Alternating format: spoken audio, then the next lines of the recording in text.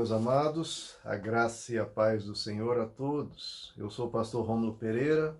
Estamos nessa jornada durante a Semana Santa para aprendermos com Jesus tudo o que ele nos deixou nessa semana, o que ele nos ensinou, porque se diz que nos últimos dias da vida é onde a pessoa deixa, né, seus principais ensinamentos, suas principais palavras, e com certeza Jesus nos fez isso também em sua vida. E nós aprendemos, estamos refletindo sobre a questão sobre a morte de Deus. Como isso pode ocorrer não apenas na história, como na história das nossas vidas, se nós não tivermos o devido cuidado.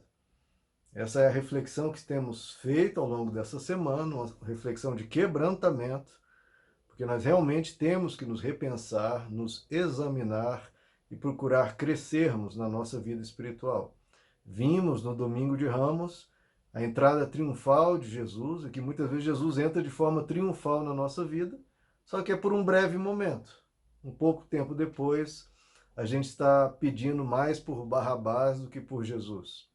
Vimos na Segunda-feira Santa a figueira seca, que aparentava ser frondosa, formosa, mas eram só folhas, não tinham frutos, não tinham nada a apresentar a Deus, só apresentavam desculpas. Olha, Deus, depois, agora não, né? Como vimos na parábola das bodas. Na Terça-feira Santa, vimos a religiosidade que não agrada a Deus, que a religião muitas vezes expulsa Deus das nossas vidas e até o mata. Porque quem matou Jesus, claro, não foram meros pecadores ou tidos como tais, mas os religiosos. E essa religiosidade opressora, essa religiosidade de aparências e que saqueia as pessoas, Jesus não apenas denunciou, como se opôs e foi morto por ela. Na Quarta-feira Santa, vimos dois tipos de discípulo. Aquele discípulo que só usa Deus, está indo à igreja, está indo orar, porque quer obter coisas de Deus. Não quer Deus em si.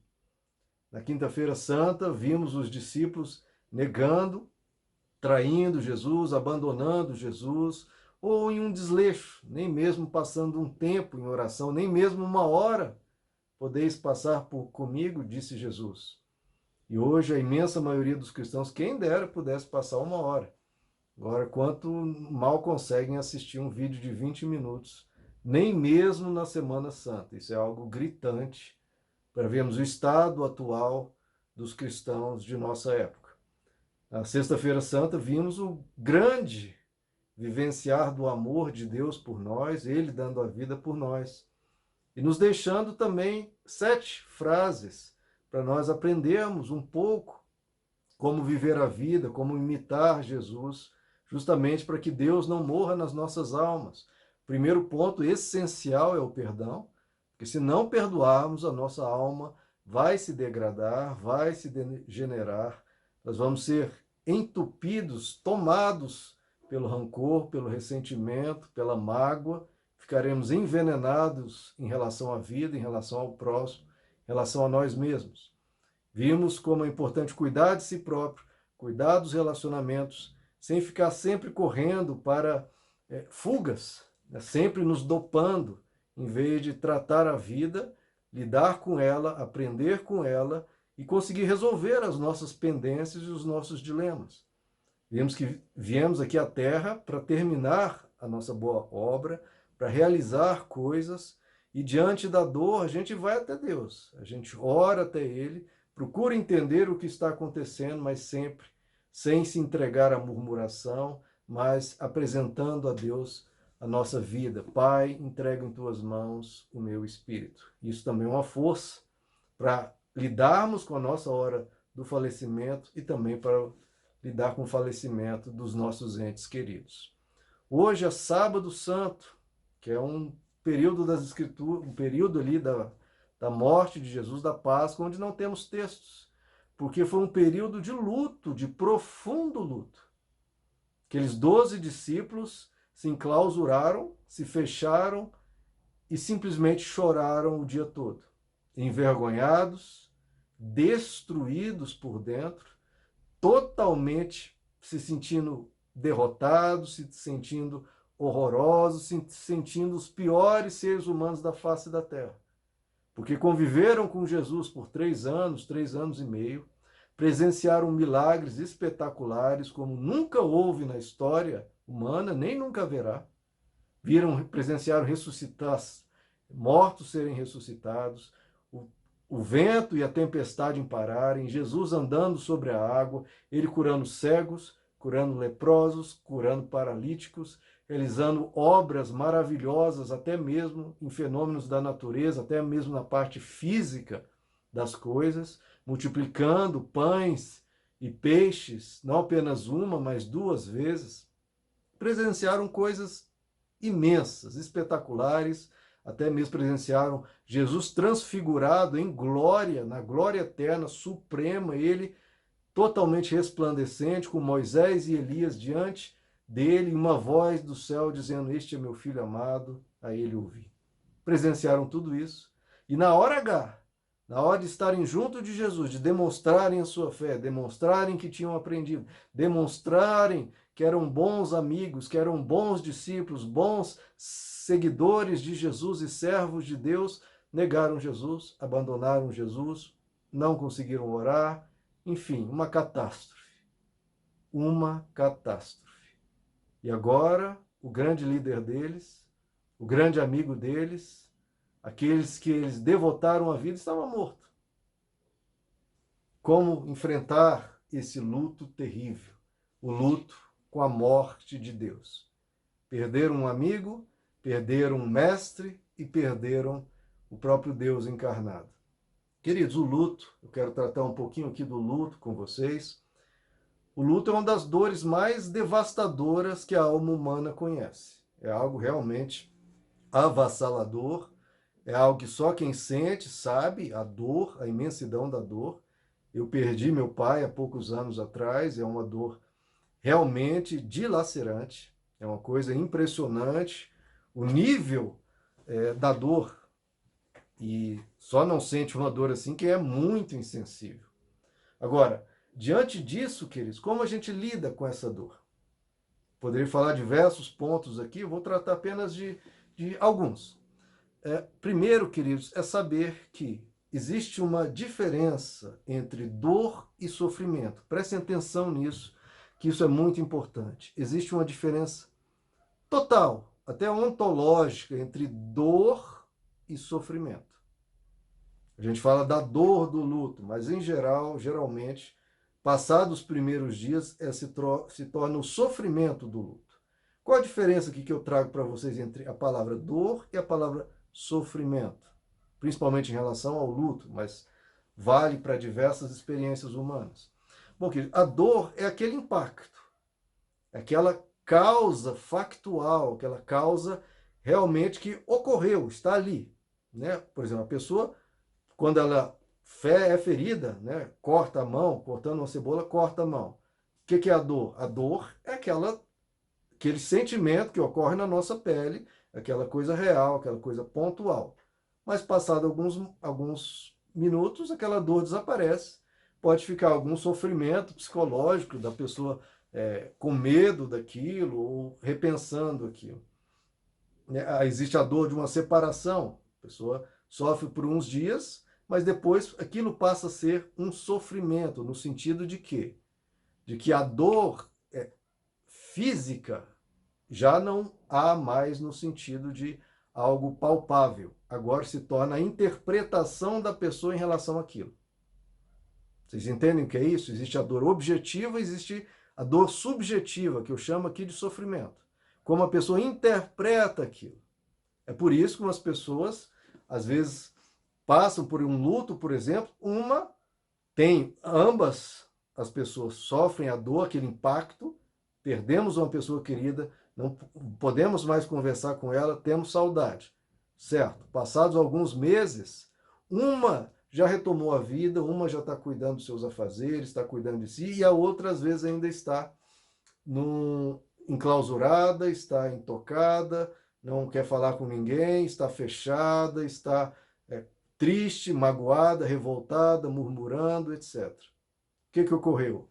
Agora, a dor passou para ambos, agora existe o sofrimento, em que uma cultivou esse sofrimento, cultivou essa situação de luto, se tornando até, no linguajar psicológico, até uma doença psíquica. O luto foi encarnado, enraizou na pessoa e a pessoa não consegue deixar aquilo. Ela realmente se prendeu, um pensamento que se tornou vicioso, que ficou enraizado e preso na mente da pessoa. Isso se tornou um sofrimento. Ela continua só pensando naquilo, só colocando aquilo para dentro, só remoendo aquilo dia após dia, cultivando aquela dor. Isso é um sofrimento. Então, isso é uma coisa que eu pensei muito quando eu perdi meu pai. Existe a dor agora desse momento. Vai doer horrorosamente, de uma forma indescritível. Mas passados os tempos, eu não posso cultivar isso. Eu não posso cultivar essa dor. Eu não posso permitir que essa dor, né, eu querendo que quase que sofrer aquilo, querendo aquilo, continuar sentindo aquela dor como um karma na minha vida. Não, isso eu não posso. Então existe essa diferença e a gente tem que ter o cuidado, porque uma das primeiras frases que vieram à minha mente é: como eu vou voltar a sorrir? Como é que eu vou voltar a sorrir? E logo eu cheguei a uma resposta: peraí, meu pai gostaria que eu voltasse a sorrir. O seu ente querido, que você talvez tenha perdido, quer ver você voltar a sorrir.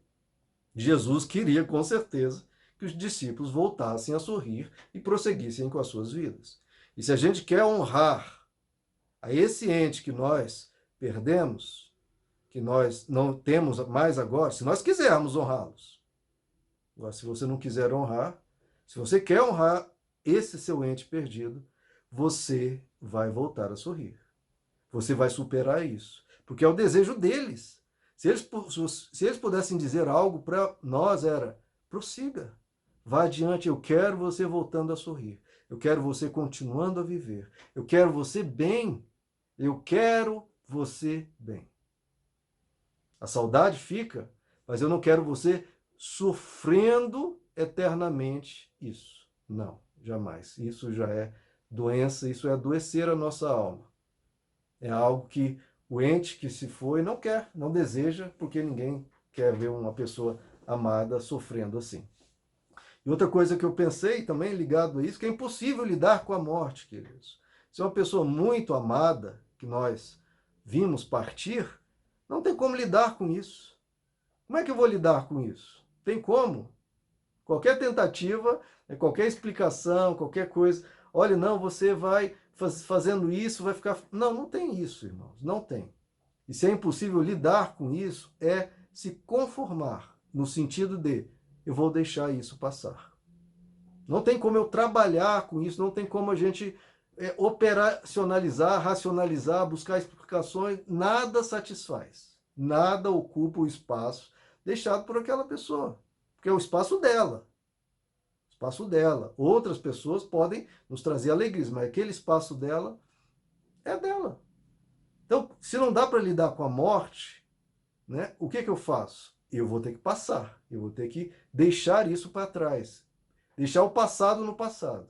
Permitir-me agora vivenciar as coisas à frente, em vez de ficar preso lá atrás. Se eu ficar preso no passado, eu destruo o meu presente, destruo o meu futuro, destruo a minha felicidade, destruo o desejo, como eu acabei de mencionar, desse nosso querido que quer que a gente viva a vida e viva muito bem, viva de forma alegre, regozijando. Então, se não tem como lidar, deixe no passado. O passado é para passar. O presente é uma dádiva. E o futuro é aquilo que estamos semeando para vivermos com grande alegria. Então, tratamos dessa dor, desse sofrimento do luto. Tratamos de como a gente tem que lidar com esse luto, que é não lidando, é deixando passar. E agora uma coisa que vem de uma forma destruidora e que tem um poder destrutivo imenso e que não há palavras para medir. E é o grande risco do luto, que é a culpa. Imagine a culpa daqueles discípulos. Eles abandonaram Jesus. Eles negaram Jesus diante das pessoas. O texto ainda diz que Pedro negou Jesus 3 vezes e na última vez ele jurou. Ele não apenas falou, olha, eu não conheço esse homem, não tenho nada a ver com ele, não quero saber dele, olha, me inclua fora dessa. A Bíblia nos diz que ele jurou e falou, eu não conheço esse homem, eu lhes juro, eu lhes prometo diante de Deus. E a Bíblia diz que ele ainda começou a proferir palavrões, a xingar todo mundo e dizer, olha, eu não conheço essa pessoa, ponto final, e começou a dizer um monte de impropérios. Então veja, agora imagine isso no depois, como eles se sentiram horrorosos, se sentiram os piores seres do mundo, se sentiram um lixo, culpados pelo que fizeram, ou culpados por não ter feito nada, porque existe a culpa por ter feito coisas erradas, culpas por não ter feito nada de bom, e eles não fizeram as duas coisas, não fizeram nada de bom e fizeram coisas más. Como é que a gente lida com esse monstro, queridos? Porque a culpa é um monstro. Ela destrói a pessoa, destrói a autoestima, destrói o desejo de viver e é algo que é inclusive uma ferramenta das trevas, não da luz, das trevas para destruir a nossa alma. Então é algo muito perigoso. Existem duas formas de lidar com a culpa. Porque a gente, quando fica tendo havido luto, a gente começa a se examinar. O que eu fiz por essa pessoa? O que eu não fiz? O que eu deixei de dizer? O que eu falei que não deveria ter falado? O que eu fiz que eu não deveria ter feito? O que eu não fiz? E agora eu sempre quis fazer aquilo e agora não tem mais jeito. E temos duas formas de lidar com isso. Uma, a forma que Judas Iscariotes lidou, que é a forma do remorso. O que é o remorso? A pessoa vê os seus erros e começa a se martirizar. Começa a se sentir horroroso, começa a querer ser punido. Não, eu quero a dor, eu mereço todo o castigo do mundo, eu mereço passar por tudo que é ruim na vida. E a pessoa fica se punindo, fica se autoflagelando, se castigando, se sentindo horroroso e querendo receber todo tipo de punição, porque merece, entre aspas, pelo que fez ou pelo que não fez, se sentindo horrível. O remorso mata, queridos. Mata, destrói a pessoa em vários sentidos e destrói a alegria de viver, destrói o senso de valor próprio, destrói o sentido da vida, ou seja, destrói tudo que Deus quer que nós tenhamos. Se destrói tudo que Deus quer que nós tenhamos, vocês acham que isso provém de Deus? Vocês acham que isso deve ser cultivado? Vocês acham que isso é algo que Deus quer que você sofra agora? Se destrói tudo. Tudo que Deus quer a seu respeito. Amor próprio, vontade de viver, alegria, gratidão, destrói tudo. Não brinquem com isso, porque a pessoa acha, não, mas é justo, eu mereço isso. A pessoa ainda vem com esse senso de justiça. É justo que eu vivencie, porque eu mereço, eu fiz, eu não fiz. Deveria ter feito. Queridos, essa não é a justiça de Deus. Deus não é um Deus punitivo. Não é o Deus que quer gerar o mal para gerar o mal. E detalhe, o remorso, uma das principais características do remorso, prestem muita atenção nisso, que isso é crucial, isso é chave, fundamental. O remorso não gera absolutamente nada. O remorso é 100% improdutivo. Porque a pessoa fica se punindo, fica se autoflagelando, dizendo palavras ruins sobre ela mesma, para ela mesma, e está gerando o quê, queridos? Nada. Ajudou alguém? Produziu algo? Ajudou a pessoa que faleceu? Não, não serve para nada. É algo absolutamente inútil. Algo 100% improdutivo. Improdutivo. O máximo da improdutibilidade.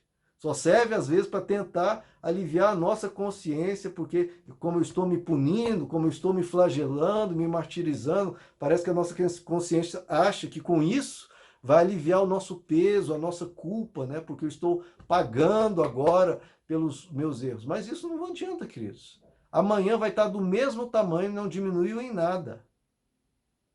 Então é algo improdutivo, não serve para nada, não vai gerar nada, nenhum bem, só gera mal para si próprio. Como tratamos isso, então? Se não é o remorso. Como a gente lida com a culpa? Lida da forma do evangelho, que é a forma do arrependimento. Arrependimento. O apóstolo Paulo diz, existe a tristeza que gera para a morte, que começa a matar você por dentro, que é o remorso. A tristeza que gera para a morte. Existe aquela tristeza que gera para a vida. Então é natural que a gente repense atitudes, nos reexaminamos, porque muitas vezes a vida é na correria e a gente não se examina. E no luto é gritado os nossos erros diante de nós. A gente vê, olha aqui, como é que eu não vi um negócio desse tamanho? Como é que eu não vi essas minhas falhas? O que estava diante de mim eu não via. No luto agora fica claro. Como é que você lida com isso? Com essa tristeza que gera para a morte? Não. De jeito nenhum, hipótese nenhuma. É com a tristeza que gera para a vida, que chamamos de arrependimento. O que é o arrependimento? Você pega as falhas que agora estão patentes, que estão claras, que estão desnudadas diante de você. Você pega cada uma dessas falhas e fala, eu vou melhorar nisso, eu vou melhorar nisso, eu vou melhorar nisso, agora. Sem mais desculpas, sem mais justificativas, como vimos na parábola das bodas. Depois, Deus, você está me mostrando essa minha falha, Deus, realmente, lindo o que você está me dizendo, mas eu tenho que cuidar da minha carreira, tenho que cuidar das minhas finanças, tenho que lidar com tal relacionamento, e a gente vai deixando para depois. Agora, com o luto, a gente ganha esse poder imenso, essa indignação de dizer, não vou dizer mais para depois, vai ser agora, eu vou lidar com esse meu eu e é agora. E sabe em nome de quem? Em nome deste meu amado. Vai ser em nome dele, vai ser por ele que eu vou fazer essa transformação. E eu vou mudar, imediatamente, porque geralmente, a gente coloca as desculpas, as justificativas da parábola das bodas e fala, não, isso é minha personalidade. Eu não queria ser assim, mas é minha personalidade. E a gente se entrega. A gente desiste sem nem começar. Porque não, essa é a minha personalidade. Eu fui criado assim. A minha família toda é assim. Né? Ou na minha região a gente lida assim. Ou, enfim, esse é o meu jeito. E a gente vai dando mil desculpas, queridos. Mas o Evangelho não aceita nenhuma delas. O ser humano foi chamado para ser imagem e semelhança de Deus. Nós fomos ser chamados para sermos igual a Cristo. Como Cristo viveu, a gente precisa ser assim. A gente tem o potencial para isso, se nós desejarmos, se nós buscarmos, se a gente se empenhar nisso.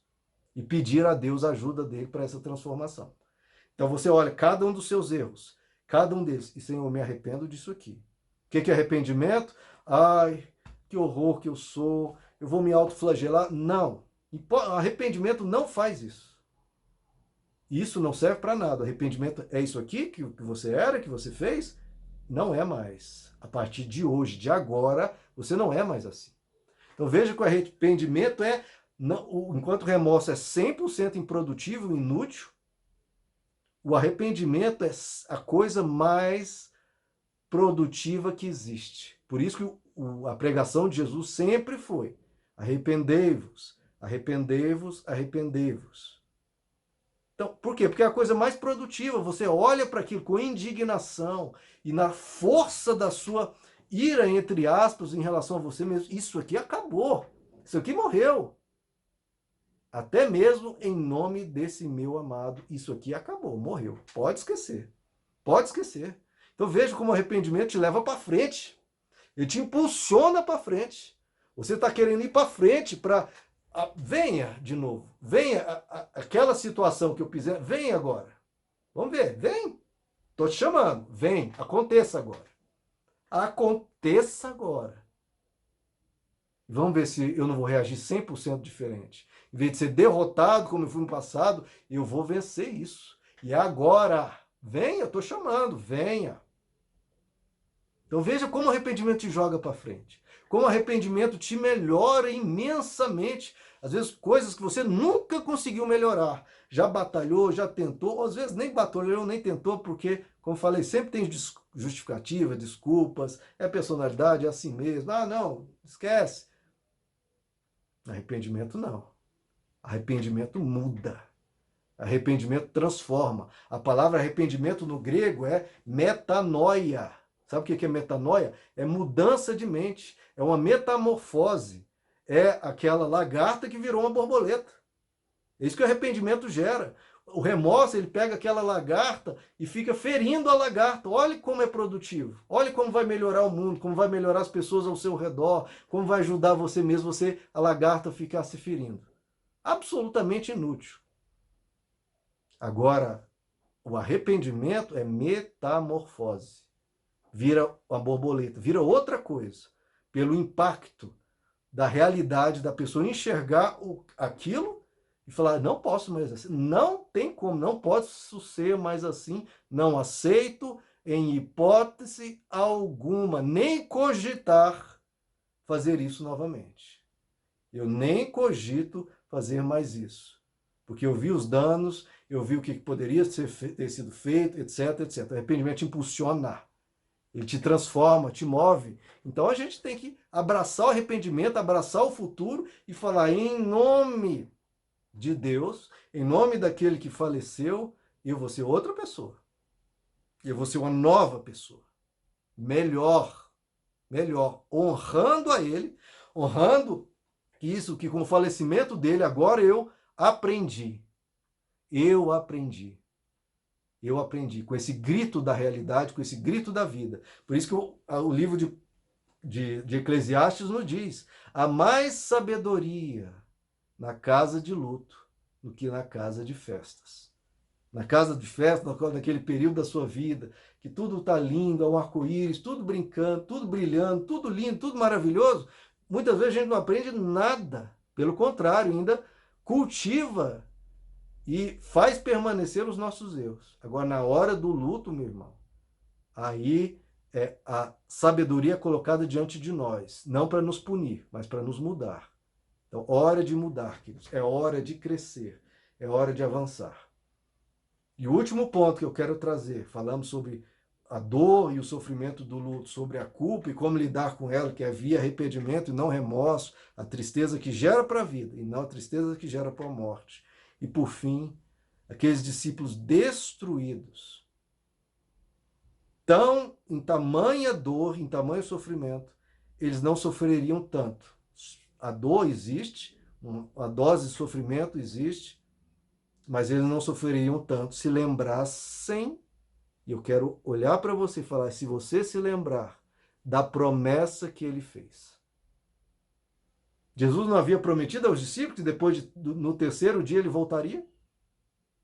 Então por que tamanho sofrimento? Dor sim, um certo sofrimento sim, mas se a gente lembrar da promessa, que a gente continua. Eu sei da promessa. Meu pai partiu e eu sei da promessa. E isso me consola.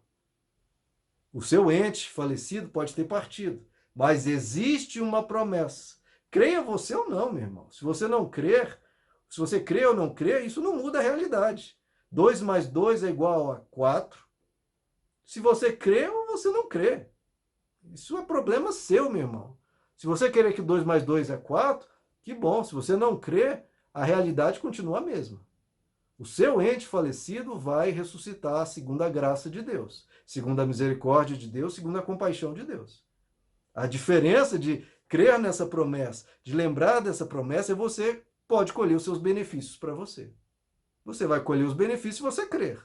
Se você não crer, a realidade vai continuar a mesma, só que você não vai crer, não vai colher dos benefícios.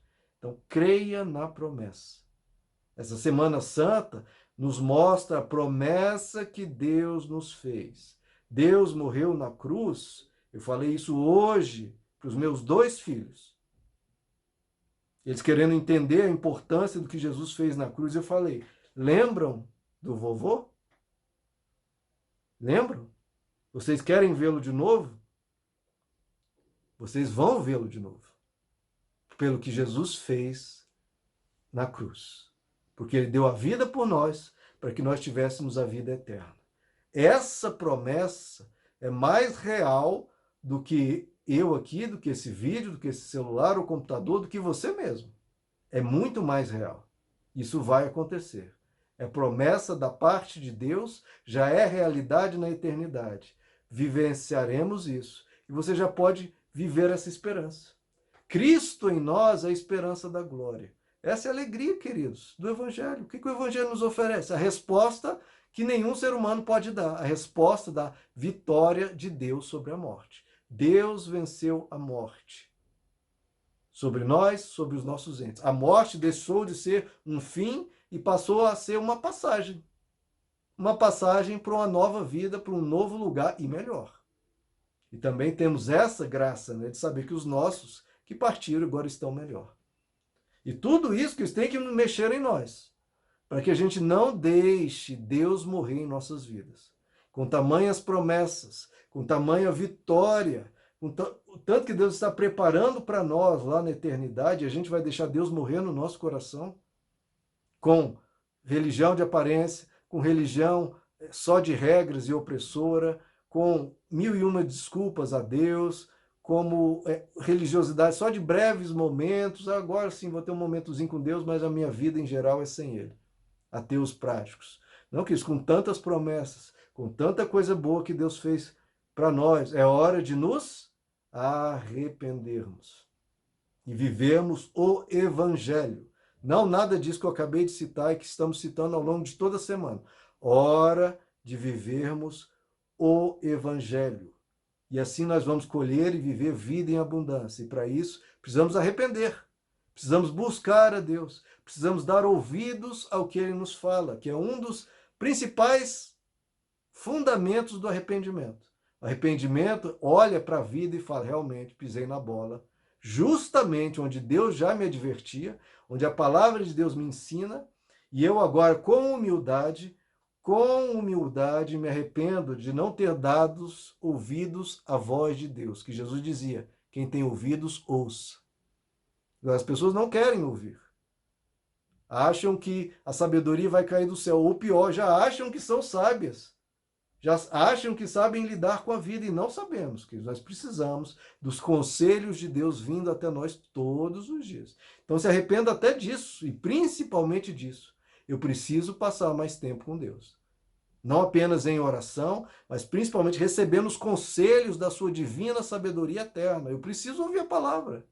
Eu preciso crescer em Deus. Eu preciso que Ele fale comigo. Eu preciso da orientação dEle. Tantas pessoas perdidas, tantas pessoas que não sabem lidar com seus sentimentos, não sabem lidar com seus relacionamentos, não sabem lidar com seu eu próprio, com as suas crises existenciais, não sabem lidar com quase nada. E quando é colocado diante deles o recurso da palavra e da mensagem do Evangelho, as pessoas tratam como se elas já soubessem. Não, eu já sei, Deus existe, Deus é bom. Ah, meu irmão, a Bíblia diz que os demônios também creem que Deus existe. Creem e tremem. Só que eles não obedecem, não seguem. Então, não é para apenas crer que Deus existe, é para você aprender com Ele a viver. Então, se arrependa também de tantas e tantas vezes não ter dado ouvidos a Deus, não ter dado tempo a Deus, não poderes vigiar comigo nem uma hora, e vamos passar tempo com Deus, queridos. Se você tem essa vontade, conte comigo. Se inscreva aqui no canal, compartilhe esse vídeo e outros, e vamos crescer, vamos aprender com Deus. Eu aprendo todo santo dia. Talvez você esteja num nível 1000 vezes maior que eu, só se for para não querer aprender nada. Todos os dias eu medito, todos os dias eu aprendo, todos os dias eu cresço. Vamos juntos, todos nós. Então se inscreva aqui, ligue o sininho de notificações, vamos aprender o Evangelho, vamos crescer. Meus amados, nessa semana de Páscoa, que você possa crescer muito, possa crescer em Deus e Deus possa falar contigo cada vez mais, mas não apenas essa semana. Tem que ser a vida toda. Vamos ser discípulos de Jesus. E discípulos de Jesus têm que caminhar com Ele todo dia. Vamos, meus amados, que Deus lhes abençoe. A graça e a paz do Senhor.